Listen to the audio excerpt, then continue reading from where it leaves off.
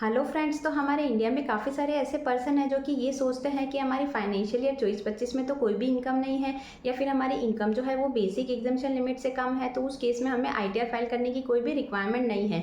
लेकिन आज की इस वीडियो में मैं आपके साथ डिस्कस करने वाली हूँ कि यदि आप अपने नील की भी आईटीआर फाइल करते हैं तो आईटीआर फाइल करने के आपको कौन कौन से ऐसे बेनिफिट है जो कि गवर्नमेंट के द्वारा फ्यूचर में आपको प्रोवाइड किए जाते हैं। साथ ही आईटीआर फाइल करने का मतलब ये भी नहीं है कि आपको गवर्नमेंट को टैक्स का पेमेंट करना है, क्योंकि यदि मान लो आप अपनी फाइनेंशियल ईयर 24-25 की आईटीआर ओल्ड टैक्स रिजीम में फाइल करते हैं तो वहाँ पे आपकी 5 लाख रुपए तक की इनकम पे आपको कोई भी टैक्स का पेमेंट नहीं करना है। और यदि आप अपनी फाइनेंशियल ईयर 24-25 की आईटीआर यदि न्यू टैक्स रिजीम में फाइल करते हैं तो उस केस में आपकी 7 लाख रुपए तक की इनकम एग्जाम्प्ट है, यानी कि 7 लाख रुपए तक की इनकम पे आपको कोई भी टैक्स का पेमेंट नहीं करना है। तो वीडियो आपके लिए काफ़ी यूजफुल होने वाली है कि कौन कौन से ऐसे बेनिफिट है जो कि आप आईटीआर फाइल करके ले सकते हैं। तो वीडियो को एंड तक जरूर देखें। Benefits of filing income tax return on time for financial year 24-25 assessment year 25-26। तो अब यदि मान लो आपकी फाइनेंशियल ईयर 24-25 में कोई भी इनकम नहीं है या फिर आपकी इनकम बेसिक एग्जाम्शन लिमिट से कम है, तो उस केस में यदि आप अपनी आईटीआर फाइल करते हैं तो फ्यूचर में कौन कौन से ऐसे बेनिफिट है जो कि आपको प्रोवाइड किए जाते हैं। तो उसमें फर्स्ट है ईजी लोन अप्रूवल। तो अब यदि मान लो आपको फ्यूचर में कोई भी होम लोन लेना है या कार लोन लेना है, तो उस केस में जब आपके द्वारा बैंक में लोन के लिए अप्लाई किया जाता है तो बैंक के द्वारा आपके पिछले 3 साल की आईटीआर मांगी जाती है। तो यहाँ पे बैंक के द्वारा ये चेक किया जाता है कि आपकी इनकम का सोर्स क्या है। उस इनकम की सोर्स के बेसिस पे ही आपको लोन जो है वो सैंक्शन किया जाता है। और साथ ही बैंक के द्वारा ये भी चेक किया जाता है कि आप अपनी ईएमआई जो है उसका टाइमली पेमेंट कर पाएंगे या नहीं कर पाएंगे।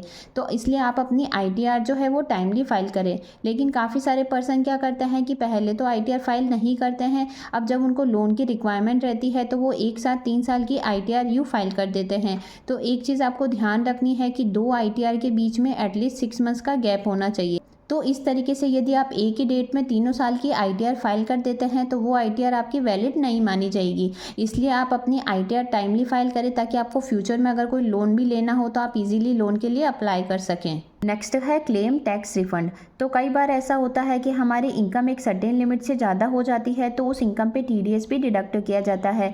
जैसे कि यदि मान लो आपने बैंक में कोई एफडी करा रखी है और उस एफडी पे जो आपको इंटरेस्ट इनकम रिसीव होती है तो वो interest income other than senior citizen के केस में यदि एक फाइनेंशियल ईयर में 40,000 रुपये से ज़्यादा है और सीनियर सिटीजन के केस में यदि वो इंटरेस्ट 50,000 रुपये से ज़्यादा है तो उस केस में बैंक के द्वारा 10% से टीडीएस भी डिडक्ट किया जाता है। या फिर मान लो आपको कोई रेंटल इनकम रिसीव होती है या आप कहीं जॉब करते हैं और वहाँ से अगर आपको सैलरी रिसीव होती है तो ये इनकम यदि आपकी एक सर्टेन लिमिट से ज़्यादा होती है तो उस केस में आपका टीडीएस भी डिडक्ट किया जाता है। या फिर मान लो आपके द्वारा पर्टिकुलर फाइनेंशियल ईयर में अगर कोई मोटर व्हीकल है जो कि परचेज़ किया जाता है तो उस पर आपका टीसीएस भी कलेक्ट किया जाता है। या फिर आपके द्वारा कोई फॉरेन रेमिटेंस किया जाता है तो उस केस में भी आपका टीसीएस कलेक्ट किया जाता है। तो अब यदि मान लो आपकी फाइनेंशियल ईयर 24-25 में अगर कोई टैक्सेबल इनकम बनती है तो उस केस में आप आईटीआर फाइल करके आपकी जितनी फाइनल टैक्स लायबिलिटी आ रही है उसमें से आपका जितना टीडीएस डिडक्ट किया गया है उसका रिफंड क्लेम कर सकते हैं। लेकिन कई बार ऐसा होता है कि हमारी इनकम बेसिक एग्जाम्शन लिमिट से कम है तो उस केस में हमें आईटीआर फाइल करने की रिक्वायरमेंट तो नहीं रहती है। लेकिन यदि मान लो हमारी इनकम बेसिक एग्जाम्शन लिमिट से कम है लेकिन हमारी इनकम पे अगर कोई टीडीएस है जो कि डिडक्ट किया गया है तो आईटीआर फाइल करके आप उस रिफंड को क्लेम कर सकते हैं। नेक्स्ट है इनकम एंड एड्रेस प्रूफ। तो अब आपके द्वारा जो इनकम टैक्स की रिटर्न फाइल की जाती है वो एड्रेस वेरिफिकेशन के लिए एक वैलिड डॉक्यूमेंट माना जाता है, क्योंकि कई बार फ्यूचर में ऐसी सिचुएशन आ जाती है जब गवर्नमेंट के द्वारा यदि आपसे एड्रेस प्रूफ मांगा जाता है तो उस केस में जो आपका इनकम टैक्स का रिटर्न होता है वो आपका एक इंपॉर्टेंट डॉक्यूमेंट माना जाता है। क्योंकि इस रिटर्न में आपकी सारी डिटेल होती है कि आपका पैन नंबर क्या है, आपका आधार नंबर क्या है, आपकी डेट ऑफ बर्थ क्या है, आप कितनी इनकम अर्न करते हैं, आपके द्वारा कितना टैक्स है जो कि गवर्नमेंट को पे किया गया है। तो इस तरीके से यदि आप अपनी आईटीआर टाइमली फाइल करते हैं तो फ्यूचर में गवर्नमेंट की तरफ से मिलने वाले बेनिफिट भी आप इजीली ले सकते हैं। नेक्स्ट है क्विक वीज़ा प्रोसेसिंग। तो अब यदि आपको फ्यूचर में वीज़ा के लिए यदि अप्लाई करना है तो उस केस में काफ़ी सारी एम्बेसीज और कंसल्टेंट होते हैं जिनके द्वारा आपके इनकम टैक्स रिटर्न की कॉपी मांगी जाती है, क्योंकि उनके द्वारा ये चेक किया जाता है कि आपकी इनकम का सोर्स क्या है। या फिर मान लो अगर कोई पर्सन है जो कि इंडिया के बाहर जाना चाहता है तो उस केस में उसके आईटीआर चेक किए जाते हैं कि उसकी इनकम कितनी है। या फिर कोई एजुकेशन के पर्पज़ से इंडिया के बाहर जा रहा है तो उस केस में उनके पेरेंट्स के आईटीआर चेक किए जाते हैं कि पेरेंट्स की इनकम का सोर्स क्या है।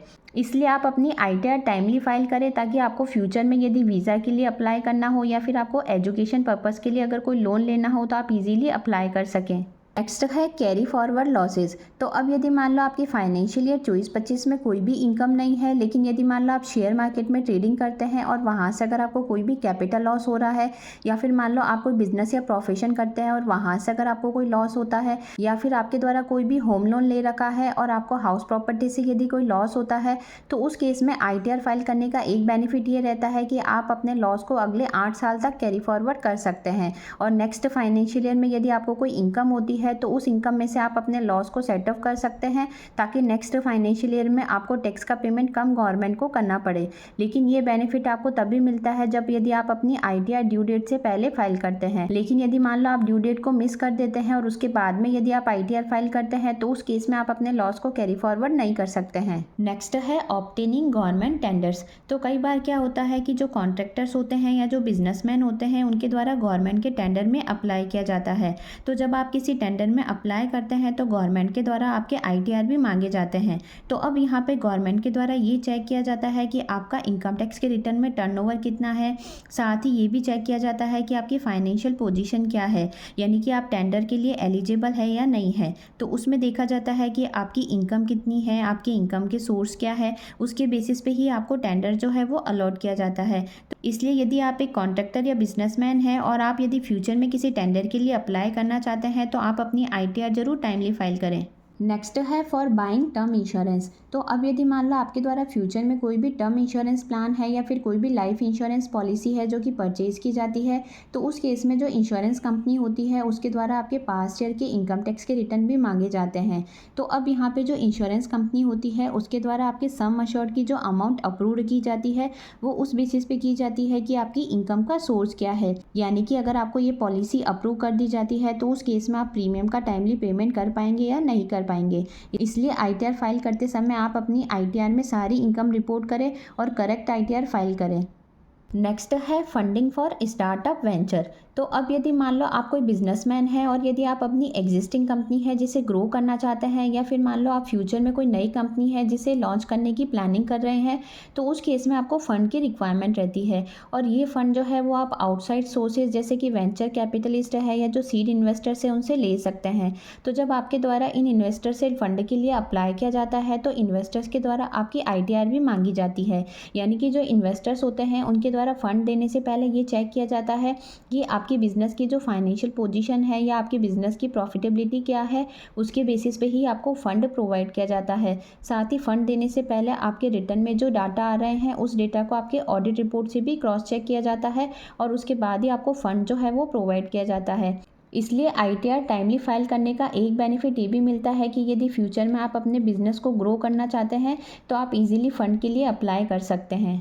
नेक्स्ट है अवॉइड लेट फीस। तो अब यदि मान लो आप अपनी फाइनेंशियल ईयर 24-25 की ITR टाइमली फाइल कर देते हैं तो उस केस में आपको किसी भी तरह की लेट फीस का पेमेंट नहीं करना पड़ता है। लेकिन यदि मान लो आपकी इनकम बेसिक एग्जम्पशन लिमिट से ज़्यादा है और उस केस में यदि आप ITR फाइल नहीं करते हैं टाइमली, तो उस केस में आपको फिर गवर्नमेंट को लेट फीस का पेमेंट करना पड़ेगा। फॉर एग्जाम्पल मान लो यदि आपकी फाइनेंशियल ईयर 24-25 की इनकम यदि 5 लाख रुपये से कम है और उस केस में यदि आप अपनी ITR फाइनेंशियल ईयर 24-25 की 15 सितंबर 2025 तक फाइल नहीं करते हैं और उसके बाद में करते हैं, तो उस केस में आपको 1000 रुपये की लेट फीस का पेमेंट करना है। लेकिन यदि आपकी इनकम 5 लाख रुपये से ज़्यादा है और आप अपनी ITR 15 सितंबर 2025 के बाद में फाइल करते हैं, तो उस केस में आपको 5000 रुपये की लेट फीस का पेमेंट करना है। इसलिए आप इस ड्यू डेट को ज़रूर ध्यान में रखें और ड्यू डेट से पहले ही आप अपनी ITR फाइल कर दें ताकि आपको किसी भी तरह की लेट फीस का पेमेंट गवर्नमेंट को ना करना पड़े। नेक्स्ट है अवॉइडिंग स्क्रूटनी एंड पेनल्टीज़। तो अब यदि मान लो आपकी फाइनेंशियल ईयर 24-25 में कोई भी इनकम नहीं है, लेकिन यदि आपके द्वारा अपने बैंक कार्ड से ऐसे ट्रांजेक्शन्स कर लिए जाते हैं जो कि एक सर्टेन लिमिट से ज़्यादा हो जाते हैं, जैसे कि यदि मान लो आपके द्वारा अपने सेविंग अकाउंट या करंट अकाउंट में एक सर्टेन लिमिट से ज़्यादा कैश डिपॉजिट किया जाता है, या फिर आपके द्वारा पर्टिकुलर फाइनेंशियल ईयर में 30 लाख रुपये से ज़्यादा की अगर कोई प्रॉपर्टी है जो कि परचेज़ की जाती है, या फिर आप सर्टेन लिमिट से ज़्यादा क्रेडिट कार्ड के बिल का पेमेंट करते हैं, तो ये सारे ट्रांजेक्शन्स आपके फॉर्म 26 CS में और AIS में भी रिपोर्ट होते हैं। तो उस केस में यदि आप अपनी ITR फाइल नहीं करते हैं और इनकम टैक्स डिपार्टमेंट के नोटिस में आ जाते हैं तो इनकम टैक्स डिपार्टमेंट के द्वारा आपको नोटिस भी भेजा जा सकता है। अब जब आपके पास नोटिस आता है तो उस केस में आपको टैक्स का तो पेमेंट करना ही पड़ता है, साथ ही आपको इंटरेस्ट और पेनल्टी का पेमेंट भी गवर्नमेंट को करना पड़ेगा। तो इस तरीके से यदि आपकी फाइनेंशियल ईयर 24-25 में कोई भी इनकम नहीं है, लेकिन यदि आपने हाई वैल्यू के ट्रांजेक्शन्स किए हैं तो उस केस में आप अपनी ITR टाइमली ज़रूर फाइल करें, ताकि आप अननेसेसरी स्क्रूटनी और लिटिगेशन से बच सकें। तो आई होप आज की जो ये वीडियो है वो आपके लिए काफ़ी यूज़फुल रही होगी। वीडियो से अगर किसी तरह की हेल्प मिली हो तो चैनल को लाइक शेयर एंड सब्सक्राइब करना ना भूलें। Thanks for watching.